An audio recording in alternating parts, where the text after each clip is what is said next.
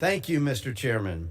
My amendment requires within 5 years a comprehensive report to Congress by the Environmental Protection Agency, or the EPA, regarding the actions the agency will take to clean up and remediate PFAS contamination sites once we pass the important bill before us into law.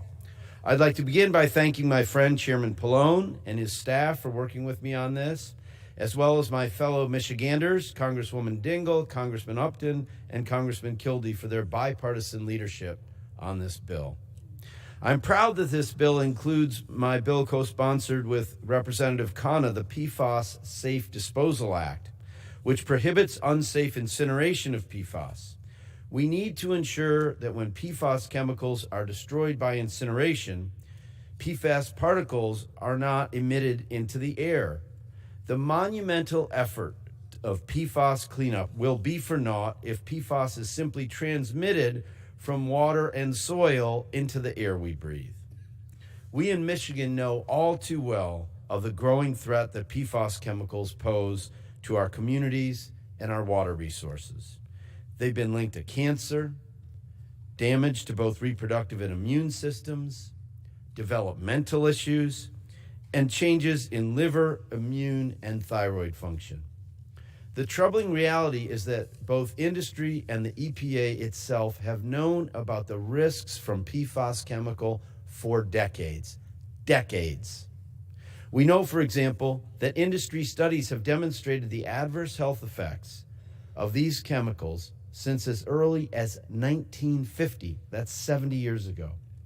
We also know that even though the EPA has recognized the risks of PFAS since at least 1995, the agency is continuing to allow new PFAS chemicals onto the market to this day.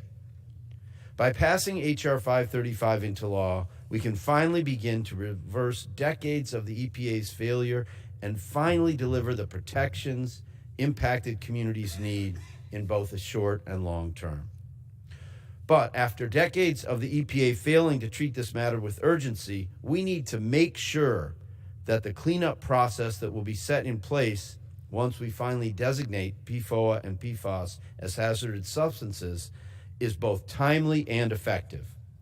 My amendment is a common sense transparency and accountability measure that requires the EPA to submit a comprehensive review to Congress after 5 years of cleanup efforts. The report required by my amendment will include the number of sites that have to be remediated, the types of PFAS chemicals present at each site, an analysis of discrepancies in cleanup between federal and non-federal contamination sites, and more. For the sake of our constituents and after so many years of inexcusable threats to their health, Congress must ensure that EPA's PFAS cleanup efforts are effective. I urge my colleagues to support this amendment, and I reserve. Gentleman reserves the balance of his time. For what purpose does the gentleman from Illinois seek recognition? Thank you, Mr. Chairman. I seek time in opposition and would like to reserve my time. Gentleman's recognized, and gentleman reserves. Gentleman from Michigan is recognized. Thank you, Mr. Chairman. At this time, I'd like to yield 1 minute to the Speaker of the House, Nancy Pelosi. Gentleman from California is recognized. Thank you, Mr. Speaker. I thank the gentleman for yielding and congratulate him on his important amendment, which I hope will be part of this legislation, that important study.